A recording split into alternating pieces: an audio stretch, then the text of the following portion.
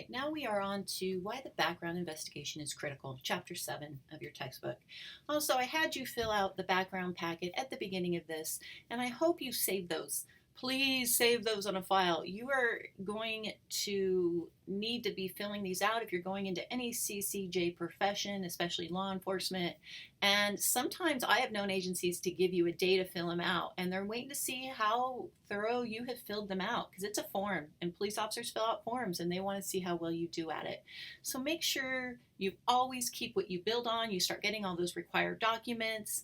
And also, I had you send me an email and we will be setting up time. It'll be a quick meeting, but it's confidential, no judgment, where if you have any concerns with anything on your background, when you went through all those questions, if something popped in your head, this is the time you can ask. I will give you the honest truth of what I know. I've even been known to have students talk to a background investigator because some of the questions I just don't know. And there are some questions that are out there like that where it's up to each individual agencies. But I can tell you 95% of the time I can answer your questions and even probably 90% of the time ease any worries that you may have. All right, so the background investigation is critical. Background checks for law enforcement officers are much more thorough because of the trust and authority they're given. Actually, any CCJ profession, because you are generally dealing with different parts of the population, being it juveniles that have been, if you're a victim's advocate, you're dealing with victims that have been hurt or victims of crimes, or juveniles that have been hurt or victims of crimes. So they need to make sure that the people that are working with different populations that have been through a lot are not have any issues themselves that are blaring. Can you imagine the media headlines if we didn't do background checks and somebody was allowed to re-victimize a victim that had already been victimized and they got sent to get help and they were re-victimized again? So yes, every aspect of your life is assessed. You feel like you are just being invaded. It's awful. You feel like you're a criminal. So get ready for it. We are human, and if you're human, you've made mistakes. If you haven't, that causes some concerns as well. And so it's tough. It's tough for all of us to admit we've made mistakes, but that's the best thing you can do. It is very intrusive, but if you're prepared for it, I feel we can always handle it better, especially with a lot of the suggestions I gave you on how to fill out your background packets. All right, so to conduct a background investigation into a candidate takes a lot of hard work, time, dedication, and it's costly. If you have good departments, they actually have their background investigator will work with the psychologist, will work with the human resources department, and they'll go back and forth with what they find out. Same with the lie detector test, and we go over that. It's not done in Oregon, but it is done in other states, and it is done federally if you want to be an agent. And therefore, your good departments utilize it as a tool. They're not going to fail you. If they have any concerns, of you come back and they have a concern with how you've answered a question, that should go back to the background investigator to investigate. And good background investigators will fly back to different states or even out of the country to meet with people when a candidate lives out of state or out of the country to learn more. It's amazing what you can learn when you talk to them over the phone or hear or see somebody face to face. I always don't like it when I get a background when they're asking for my opinion and they just send me a form to fill out. It's so much better if they talk to me in person is the best, over the phone obviously the second best. So obviously there's different investigators out there and departments have different budgets they can work with, and you can imagine if a background investigator, if a department has background investigators, that's a different story, but if they don't, they have to pay hourly for that. It's very expensive, and we all have budgets we have to work around. All right, what is the background check packet? You should know it well now and probably hate it. It's one of the worst, and one of the worst things you can do is turn in an incomplete one. Remember how I told you in the video, never leave anything blank. Even if it's a whole page, draw a line through it. If it's a certain box, put a line through it or put NA for not applicable. You are showing the background investigator that you have addressed every question. Otherwise, they may not know if you just ignored it, you didn't want to answer it. Remember, filling out forms is huge. Please, that's all we do is we fill out forms. Over half of our work, I'd even see more than half, is forms and reports. And so this is your first form you're going to be filling out other than your application. All right.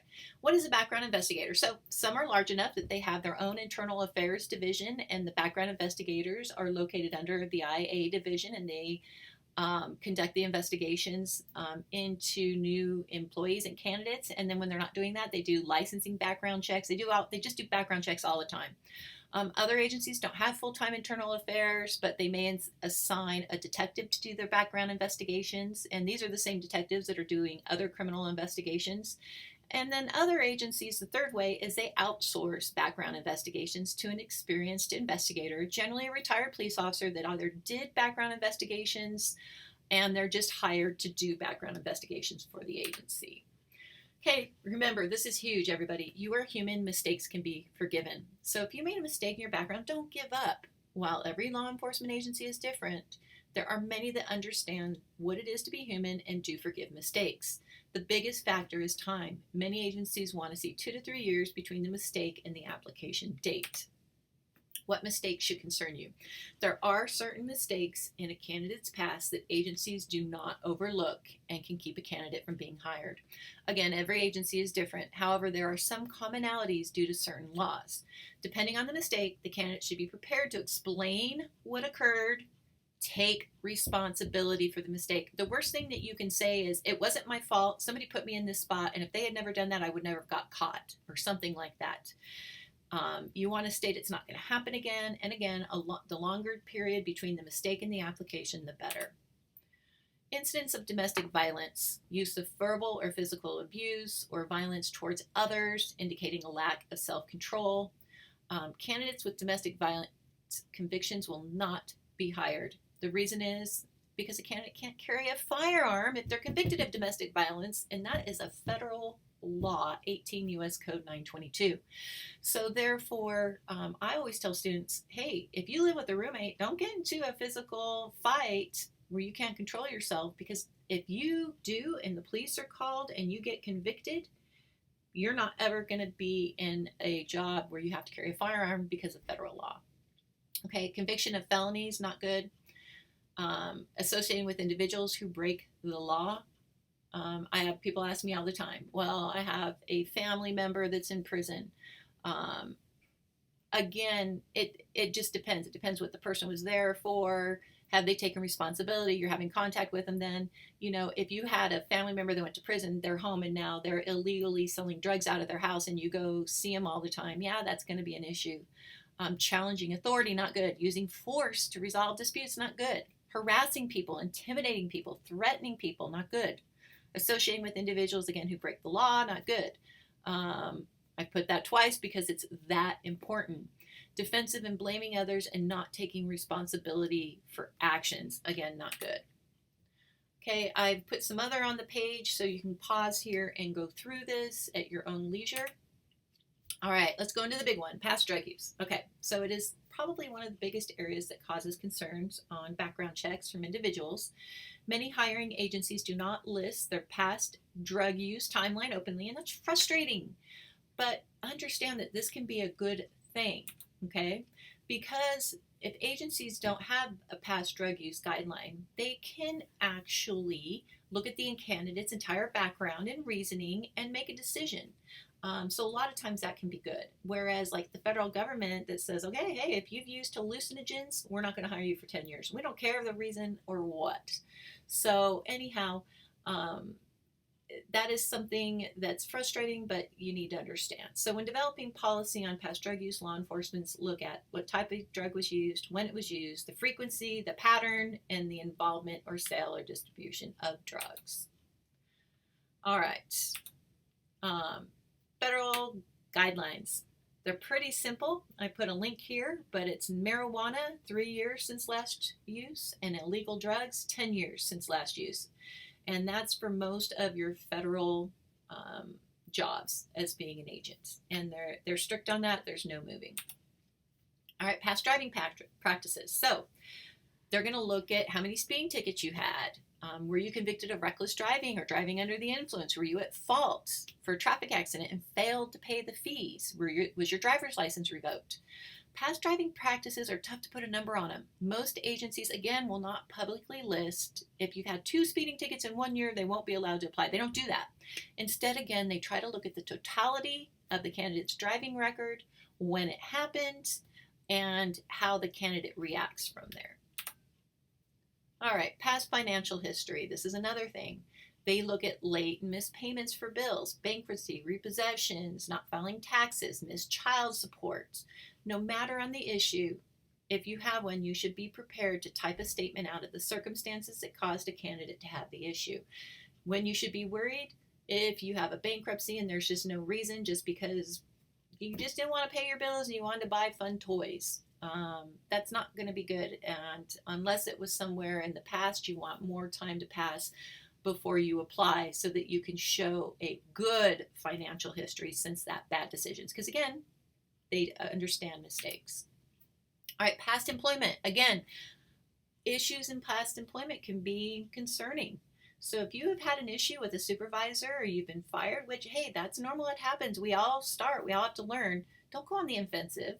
Instead, focus what you've done and how you are going to be better in the future, and always take responsibility for your actions.